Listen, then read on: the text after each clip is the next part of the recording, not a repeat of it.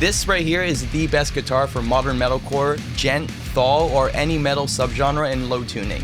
In today's episode, I'm going to go over why you want this Squier Bass VI for your heavy music. Before we dive into the reasons why, let me show you an example of what this guitar sounds like.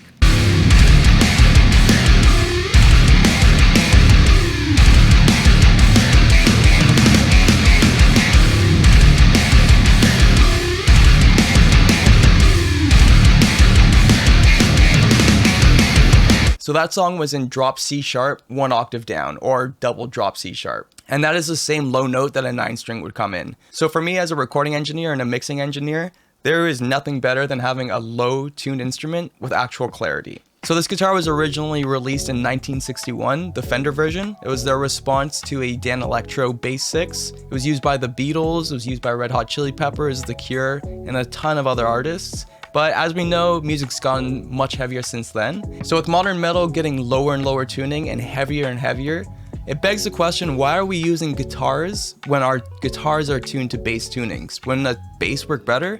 And in this case, yeah, it absolutely does. So in the comments, I also got a lot of people saying that they wish they got a Bass 6 because they got a baritone, and they wish that they could go lower than drop E. That's exactly why I got a Bass 6.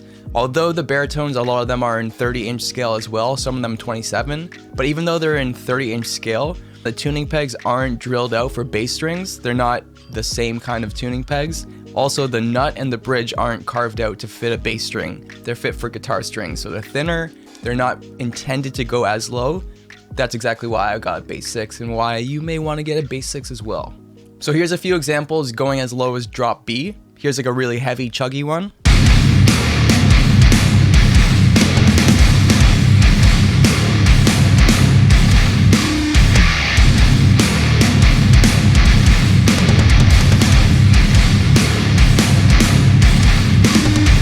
And then this one is a quite notey one, a little bit more melodic, just to show that you can even still get clarity out of drop B with a 90 gauge string.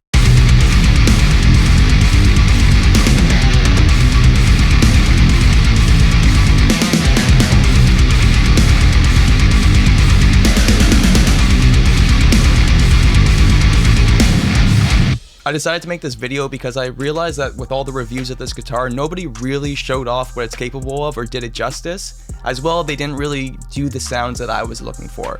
So when I bought this guitar, I bought it used and I tried it out. I literally tried it for about a minute just to make sure that it can do the one open heavy chords.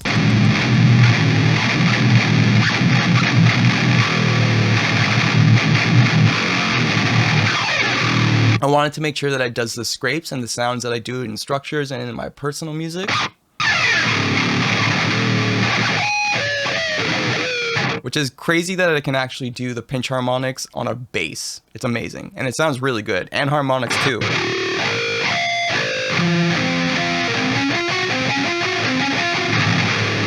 As well, it has a whammy bar.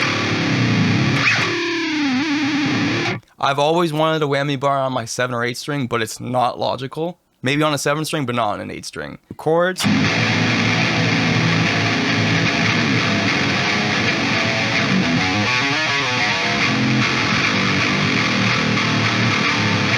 You would not be able to do that on a 9 string. Or if you did it on a 9 string, it would sound like absolute shit. I'm one of those people that does believe that lower tuning sounds heavier. I think a lot of you probably watching this right now also believe that low tunings sound heavier. And that's why I wanted to get this Bass 6 and show off what it can do. And it's crazy, absolutely crazy to me that this guitar is $479 USD, like $650 Canadian, because the value you get for this guitar is insane. I bought this with my own money because I, like you, write heavy music and I wanted something that got the clarity out of my low notes.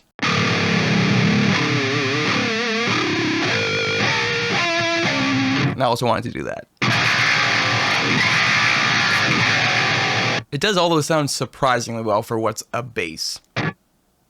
So we have the 3-way pickup selector, bridge, middle, neck. We have right here is a bass cut, the first knob that you have, bass cut. Which you would think like, yeah, I'll use that for guitar. I made the mistake of recording guitars with the bass cut on, and then I listened and I was like, why are they so scratchy? And then I flipped it back and I'm like, okay, that's where a lot of the low clarity is. So having the 3 pickups, they don't necessarily sound like what you would typically get with a normal 9-string or 8-string or 7-string.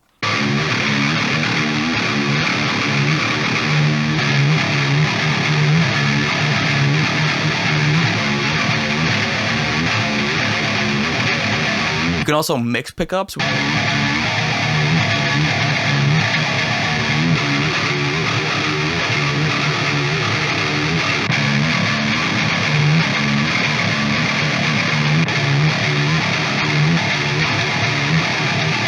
And if that wasn't enough, to me, one of the coolest parts about this guitar is that I can record guitar and bass at the exact same time. So since it's like a hybrid guitar and bass, it's literally both at the same time as being neither of them. So it's in a bass tuning, but its string spacing is like a guitar.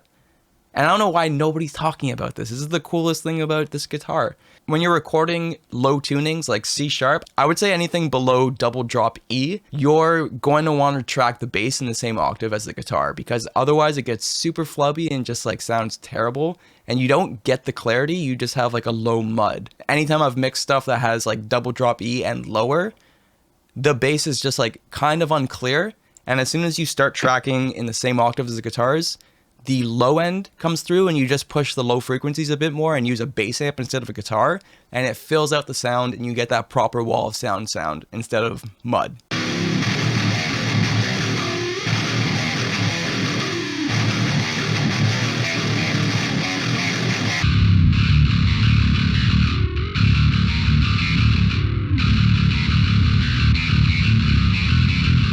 It's insane. I can't believe nobody's mentioning that in any of the reviews. You have two instruments in one, you might as well use it. I'm not even switching the settings. I'm on the bridge pickup for both the guitar and the bass. If I wanted to, and what I probably would have done later on, maybe, is to switch to like say the middle pickup or the neck pickup for bass just to get even more low end. And one thing that's really cool about this guitar, any guitar in general, but since the scale is so much bigger, the articulation and the expression that you get from the guitar is insane. So like playing over here versus playing over here is amazing. So when I was doing like low bends and stuff like that, I noticed I was a little bit too jangly when I was playing closer to the bridge pickup. But then when I go over here, the low end just fills out way more. So I actually tracked all of the bass parts over this middle pickup. That was the only difference when tracking bass. So although we have the issue with like noise and noise signal when it comes to single coil pickups, there are options for noiseless pickups. So if you want to upgrade, I may actually do some upgrades. If you're interested in seeing some upgrades, let me know down below and I'll see what I can get my hands on. And yeah, having a whammy bar on both a bass and a guitar in 9-string tuning is psycho. Don't need the whammy pedal anymore. Do you see how I'm not even using it? It's literally on my shelf with all my other pedals I don't use because VSTs have taken my life over. You don't get like crazy Floyd Rose style whammy on it, like on the top, on the highest string. You get like a semitone, but for the low tunings, you get about like 3 or 4 semitones.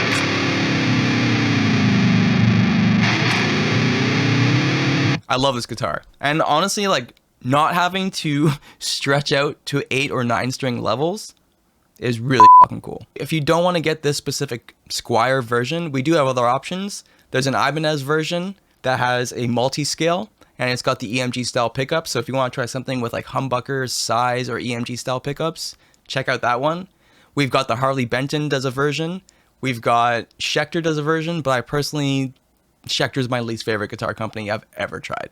I'd probably go with a budget one. I'd probably go with Harley Benton because at least Harley Benton's like, we know we're budget.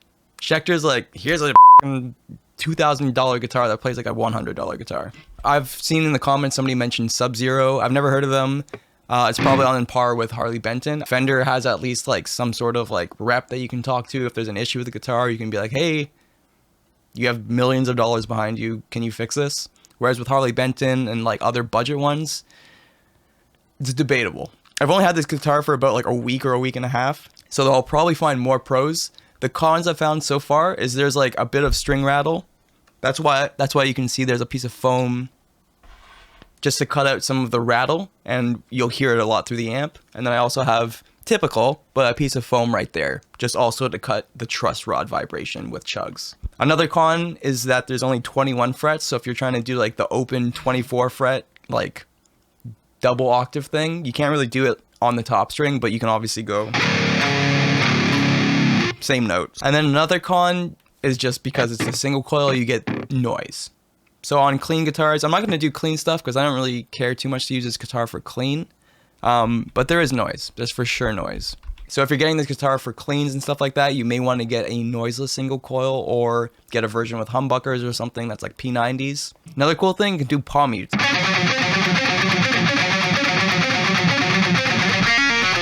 So having a guitar that can handle low tunings is one thing, but being able to process it and find the right amp sims is another. I got a ton of questions in my video about how I actually get the guitar tones, so if you want to learn how to process a guitar like this, check out this video right here. Thanks for watching, and I'll see you next time. See ya.